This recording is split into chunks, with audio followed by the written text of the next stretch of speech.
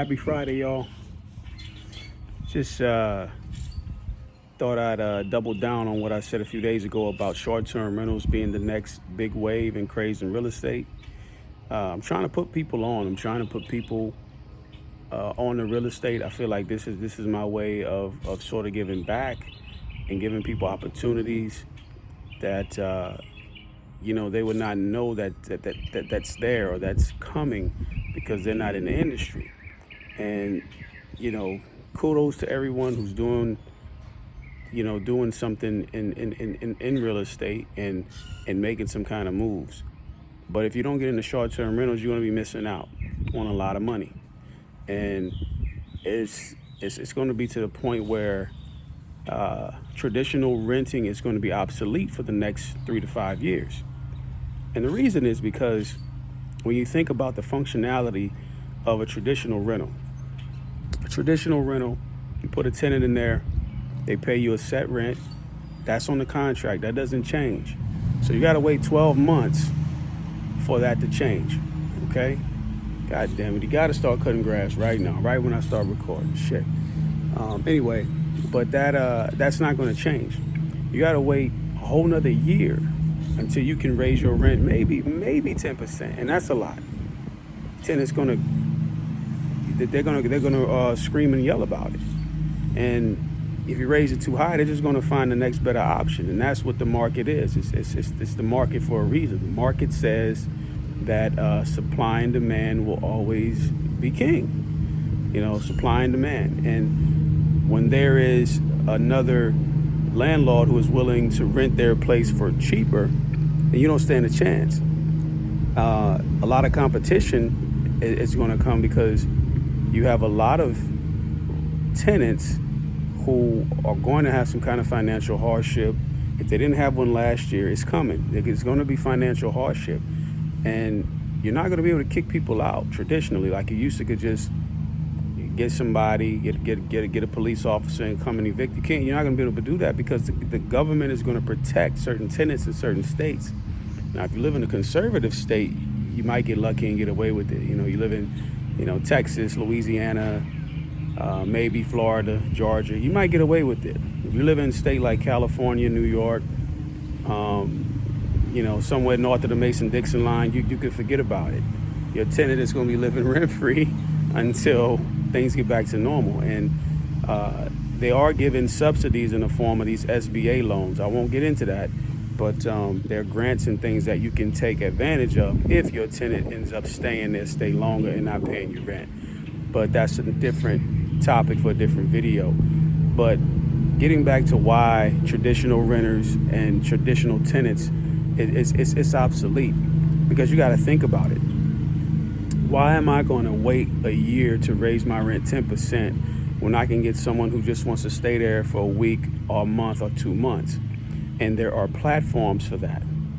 It's kind of like starting a taxi service when there's Airbnb. Why would I reinvent the wheel? Why would I go out and start a taxi service when there's already Uber and Lyft? I might as well just get a car, ride for Uber and Lyft and make money, ride the wave. Now, when Uber and Lyft first started, people were making a lot of money. Some people were making 6 figures a year. You can't do that anymore because Uber and Lyft has kind of run its course as far as the benefits of the contractor or the drivers. You're not going to make as much as you used to be able to make in Uber and Lyft. However, short-term rentals is different. Airbnb is one of the most popular platforms. I would say Airbnb is the Uber of short-term rentals. But there are other platforms. There's Vrbo. There is Travelocity. There's these other platforms that you can go on and you can put your rental on there. And the thing is, you still can scale. You still can make a whole bunch of money. And this is going to go on for the next 3 or 5 years. And I'm going to tell you why. Here's the main reason. And this is what people need to understand. Hotels are your competition if you're a short-term rental, right? Because someone needs to go out of town. Where do they stay? They stay with relatives first, or they stay at a hotel. Now, why would I stay at a hotel in the pandemic? And I know 50-50 of the people. Some people don't believe in the mask, and some people have COVID already, so they're not scared. Some people have the vaccine. But that doesn't That's not going to take into consideration psychological implications. If you're used to wearing a mask and you're used to thinking that you're going to get sick from somebody, you're going to want to be a little more isolated than normal. You're not going to want to go to a hotel where you got a bellman. You might have from someone at the front desk. I don't know any hotels where you can just check in without showing an ID to a live person. I don't even know if that exists in America. And you got to share swimming pools. I mean, now you got to actually schedule a time to go swim in a swimming pool. Why am I going to deal with that? Why am I going to pay $130 a night, something like that, and now I can only go to a swimming pool for 40 minutes at a time? That I'm not getting my money's worth for those amenities. Then, in order to get refrigerators, microwaves, in many cases, you got to get a suite. To get a couch, a room with a door, you got to get a suite. So that's an upgrade. You're talking $300 minimum. You know, if you in a 3.5, 4-star, you might be talking $500 to $1,000 a night.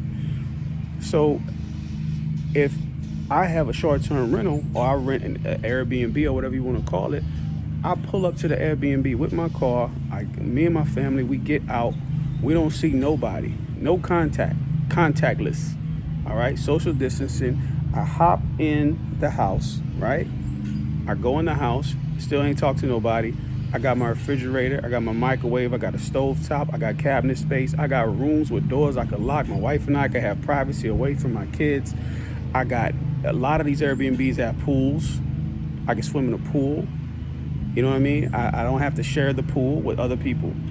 And to make things, to get even deeper, Marriott, or one of these companies, just bought a whole bunch of buildings before COVID. This was in 2019. They were prepping these buildings for short-term rentals because they knew it was the new thing. It's the wave. It's going to be the wave for the next 5-10 years. But for the next 5 years, it's going to be a lot of money in it.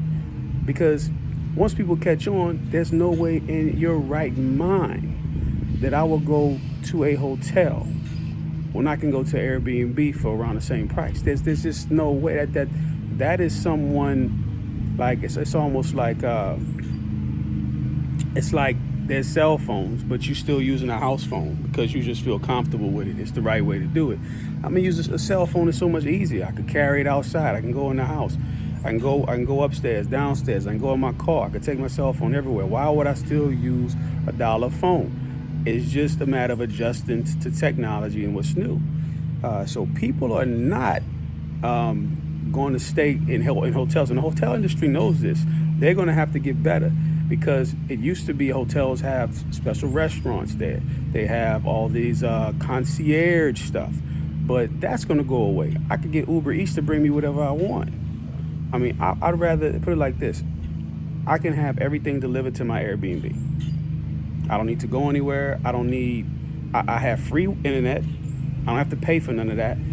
Most of the things in the Airbnb that I can use, it's going to be free. I don't have to pay for anything. Whereas a hotel, they nickel and dime me to death. I remember they used to have a magnets in there with the weighted things where you lift up something and boom, you get charged $5 for a bag of potato chips. You don't have to do that anymore. There are hosts, Airbnb hosts and short-term rental hosts leaving champagne on the counter, for guests, just to make you feel good, just to get good reviews. There is no reason I'm checking in a hotel. It doesn't make sense. Unless I need to be downtown and I'm going to a convention or I'm going to some kind of special event where I'm going to have to walk there and I'm going to have to be there consistently. Now cities where Airbnbs is tricky are cities like New Orleans. I mean, the politics in New Orleans is ridiculous. They ruined Airbnb for everybody. They made it to where you got to live there to operate it. So you got to the point at one time they were knocking on doors, I remember. But there are a lot of people who are grandfathered in who are going to be able to do decent Airbnbs in New Orleans. But New Orleans is a city where you had to get into short-term rentals about 4 or 5 years ago. You can still get in it now, but it's not as straightforward as a place like Houston, Texas, or Austin or Dallas. Even Baton Rouge with the addition of Amazon. And that's another thing, no one's paying attention. Amazon is bringing thousands of jobs to Baton Rouge. And it's gonna be a need for more housing. and more of these things going on. So I say this to say that, if I'm going to bet on anything, it's going to be short-term rentals. It is the future. If you have a house or rental property, prep it for a short-term rental. Like, start prepping it now. If you have a house near a city, it doesn't have to be in the city. The thing is, most people want to get out of the city. Everyone has cabin fever. People just want a change of scenery. People don't really want, like, I will go to Vegas and blow money in the casinos. Yeah, I mean, you're going to want to do that. I want to go to Miami, go to the beach. I want to go to LA, to Hollywood. Yeah, people are going to want to do that. But for the most part, people just want to change the scenery. They've been cooped up in their house due to government restrictions. So that is going to change the face of travel and everything. And for the next 2 years, at least, according to the entertainment industry does not think that things will get back to normal until 2024. So that means people are going to be doing this COVID culture or whatever, pandemic culture for the next 2 to 2.5 years. It all makes perfect sense. And, I'm hoping more people get on the wave and understand that this is opportunity to make big money. Get in it now, get your name built up, get your reviews going, to when everyone else comes in, you'll already be established and you'll already have everything going on. I'm going to buy a few, and I'm going to keep moving like that. And anyone who wants any information on it or has any questions, just hit me up in the comments, or hit me up on. You can email me at which email I want to give you guys.